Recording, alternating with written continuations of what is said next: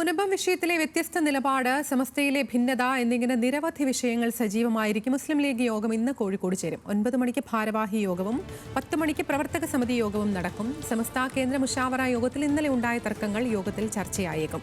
മുനമ്പത്തേത് വഖഫ് ഭൂമി അല്ലെന്നുള്ള പ്രതിപക്ഷ നേതാവ് വി.ഡി. സതീശന്റെ പ്രസ്താവന പാർട്ടിക്കുള്ളിൽ ഭിന്നത ഉണ്ടാക്കിയിട്ടുണ്ട്. ലിജോ വർഗീസ് ഉണ്ട് കോഴിക്കോട് നിന്ന് വിശദാംശങ്ങളുമായി. ലിജോ, വിവിധ തരത്തിലുള്ള ഭിന്നതകൾ രൂക്ഷമായിരിക്കെ ചേരുന്ന യോഗമാണ്. എന്തൊക്കെയാണ് പ്രധാന അജണ്ട? മുസ്ലിം ലീഗിൻ്റെ പ്രവർത്തക സമിതി യോഗവും അതോടൊപ്പം തന്നെ നേതൃയോഗവും ഇന്ന് നടക്കുകയാണ്. ഇതിൽ ഏറ്റവും പ്രധാനപ്പെട്ട കാര്യം മുനമ്പം വിഷയവുമായി ബന്ധപ്പെട്ട് മുസ്ലിം ലീഗിനകത്തുണ്ടായിരിക്കുന്ന ഒരു ആശയ ഭിന്നതയാണ്. പ്രതിപക്ഷ നേതാവ് വി.ഡി. സതീശൻ മുനമ്പത്തേത് വഖഫ് ഭൂമി അല്ല എന്നുള്ള നിലപാട് കടുപ്പിച്ച് കുറേ ദിവസങ്ങളായി പറഞ്ഞുകൊണ്ടിരിക്കുന്ന ഒരു നിലപാടാണ്. ഇതിനെതിരെ മുസ്ലിം ലീഗിനുള്ളിൽ വലിയ തോതിലുള്ള ഒരു പ്രശ്നം രൂപപ്പെട്ടിട്ടുണ്ട്. പ്രത്യേകിച്ച് മുസ്ലിം ലീഗിൻ്റെ നേതൃത്വം പ്രതിപക്ഷ നേതാവിനോട് ഇക്കാര്യത്തിലൊരു വ്യക്തത വരുത്താൻ ആവശ്യപ്പെടാത്തത് ഉൾപ്പെടെയുള്ള കാര്യങ്ങളിൽ അവർക്ക് വലിയ അമർഷമുണ്ട്. ഈ വിഷയമായിരിക്കും പ്രധാനമായി ഇന്ന് ചർച്ച ചെയ്യുക എന്നുള്ളതാണ് നമുക്ക് മനസ്സിലാക്കാൻ കഴിയുന്നത്. മുസ്ലിം ലീഗിൻ്റെ ജനറൽ സെക്രട്ടറി പി.കെ. കുഞ്ഞാലിക്കുട്ടി ഉൾപ്പെടെയുള്ള പ്രധാനപ്പെട്ട നേതാക്കൾ ഈ മുനമ്പം വിഷയവുമായി ബന്ധപ്പെട്ട് അത് സർക്കാർ പരിഹരിക്കേണ്ട ഒരു വിഷയം എന്ന നിലയ്ക്ക് മാത്രം കാണുകയും മറ്റേതെങ്കിലും തരത്തിലുള്ള ഒരു നിലപാട് ഇക്കാര്യത്തിൽ വ്യക്തമാക്കുകയും ചെയ്യാതിരിക്കുന്നുണ്ട്. എന്നാൽ മറ്റ് നേതാക്കൾ, പ്രത്യേകിച്ച് ഇ.ടി. മുഹമ്മദ് ബഷീറിനെ പോലുള്ള പ്രധാനപ്പെട്ട നേതാക്കൾ ഈ വിഷയത്തിൽ എടുത്തിരിക്കുന്ന നിലപാട് മുനമ്പത്തേത് വഖഫ് ഭൂമിയാണ് എന്ന് അംഗീകരിച്ചുകൊണ്ടുള്ള പ്രശ്നപരിഹാരം വേണം എന്നുള്ളതാണ്.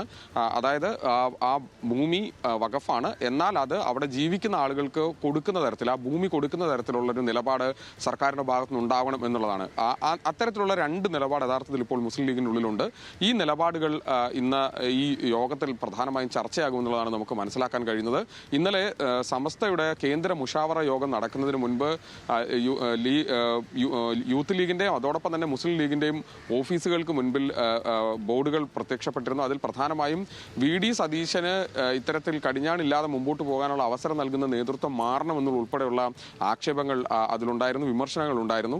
അതുകൊണ്ട് തന്നെ ഇത് ലീഗ് അണികൾക്കിടയിലും അതോടൊപ്പം തന്നെ ലീഗിൻ്റെ നേതൃനിരയിൽ തന്നെ ഈ വിഷയവുമായി ബന്ധപ്പെട്ട് വലിയ തരത്തിലുള്ള ഒരു ആശയ പ്രശ്നം നിലനിൽക്കുന്നു എന്നുള്ളത് തന്നെയാണ്. അതുകൊണ്ട് തന്നെ ആ വിഷയം സജീവമായി ചർച്ച ചെയ്യുമെന്നുള്ളത് നമുക്ക് പ്രതീക്ഷയും അത്തരത്തിലുള്ള ചർച്ചകളുണ്ടാവും. മറ്റൊന്ന് പ്രധാനമായും ഉള്ളത് ഇന്നലെ നടന്ന സമസ്തയുമായി ബന്ധപ്പെട്ട സമസ്തയുടെ കേന്ദ്ര മുഷാവറ യോഗവും അതിനു മുൻപ് സമസ്തയ്ക്കുള്ളിൽ ഇപ്പോൾ രൂപപ്പെട്ടിരിക്കുന്ന ലീഗ് അനുകൂലികളുടെയും അതോടൊപ്പം തന്നെ ലീഗ് വിരുദ്ധ ചേരിയും തമ്മിലുള്ള ഒരു ആശയ സംഘടന വലിയ തോതിൽ ആ സംഘടനയ്ക്കുള്ളിൽ നടന്നുകൊണ്ടിരിക്കുകയാണ്.